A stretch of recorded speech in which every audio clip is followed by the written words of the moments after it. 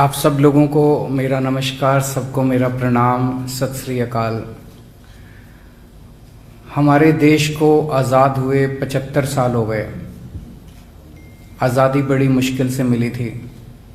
बहुत लोगों ने अपनी जान कुर्बान की, बहुत लोगों ने लंबा संघर्ष किया, उसके बाद आज़ादी मिली थी। लेकिन धीरे धीरे हम उन लोगों की कुर्बानी और उनके संघर्ष और उनके विचारों को भूलते जा रहे हैं। पूरे के पूरे सिस्टम के ऊपर गंदी राजनीति हावी होती जा रही है। आज़ादी दिलाने के लिए बहुत लोगों ने कुर्बानियां दी और किसी भी कुर्बानी या किसी भी संघर्ष को कम नहीं आंक सकते। लेकिन फिर भी अगर जितने लोगों ने कुर्बानियां दी और संघर्ष किया, उनको सबको अगर देखें तो दो शख्सियत ऐसी नज़र आती हैं जो एक तरह से पूरे आज़ादी के आंदोलन को रिप्रेजेंट करती हैं, और वो हैं बाबा साहब अम्बेडकर और शहीद आज़म भगत सिंह। ये दो आज़ादी के दीवाने ऐसे थे, ये दो शख्सियत ऐसी थी जो एक तरह से सारा जितने भी लोग, जितने भी आज़ादी के सेनानी हुए, सबको रिप्रेजेंट करते हैं। बाबा साहब अम्बेडकर के हम केवल फैन नहीं हैं, हम उनके भक्त हैं, हम उनकी पूजा करते हैं। और ये मैंने कई जगह बोला है कि आइंस्टाइन ने महात्मा गांधी के लिए कहा था कि आने वाली पीढ़ियां ये यकीन नहीं करेंगी कि ऐसा शख्स पृथ्वी के ऊपर, हार्ड मास का ऐसा शख्स पृथ्वी के ऊपर कभी पैदा हुआ था, कभी चला था। वो बात मैं बाबा साहब अम्बेडकर के लिए कहना चाहता हूं कि बाबा साहब अम्बेडकर का जो संघर्ष था, जो उन्होंने जिंदगी में हासिल किया, मेरा अपना मानना है कि आज जितना मैं उनको पढ़ता हूँ, जितना हम लोग उनके बारे में, उनके विचार और उनके संघर्ष के बारे में पढ़ते हैं, यकीन नहीं होता कि ऐसा व्यक्ति पृथ्वी पे आया था। एक गरीब घर में जन्मे, बहुत ही गरीब, महार जाति से आते थे। उस टाइम बहुत ज़्यादा उनको अछूत माना जाता था, छुआछूत का उन्होंने सामना किया। क्लास में जाते थे, क्लास के बाहर बिठा दिया जाता था, क्लास में नहीं घुसने देते थे।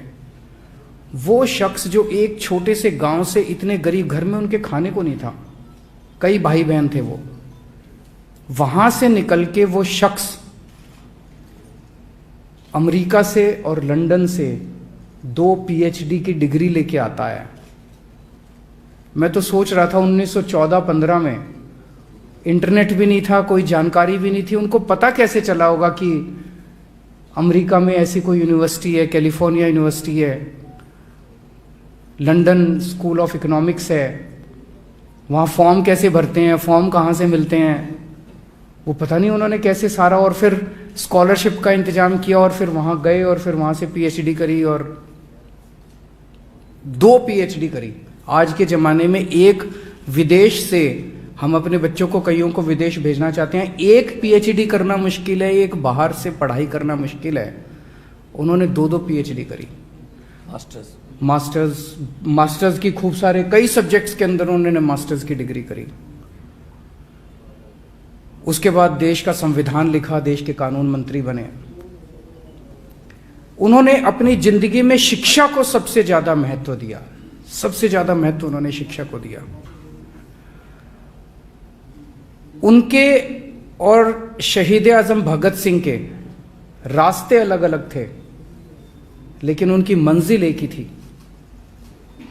दोनों चाहते थे कि देश आज़ाद होने के बाद सबको अच्छी शिक्षा मिले, सबको अच्छा स्वास्थ्य सेवाएं मिले, देश के अंदर तरक्की हो, जात पात या धर्म के आधार पे भेदभाव ना हो, सबको बराबरी का हक मिले।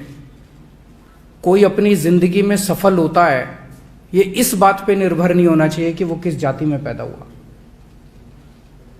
शहीद आज़म भगत सिंह 23 साल की उम्र में, 23 साल में आदमी सोच रहा होता है कि मैं अब क्या बनूंगा, फिर एक अच्छी सी लड़की मिलेगी, फिर शादी करूँगा, फिर बच्चे होंगे, फिर मैं ये करूँगा, फिर वो 23 साल की उम्र में उन्होंने देश के नाम जान कुर्बान कर दी।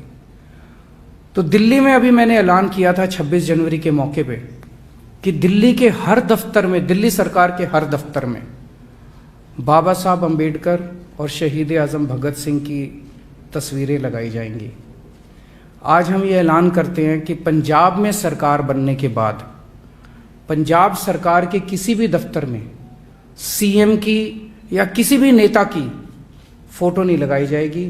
बाबा साहब अम्बेडकर और शहीद आज़म भगत सिंह की तस्वीर पंजाब सरकार के हर दफ्तर के अंदर लगाई जाएगी, ताकि उनको देख के हम लोग, हमारी पीढ़ी, आने वाली पीढ़ी प्रेरणा ले सकें।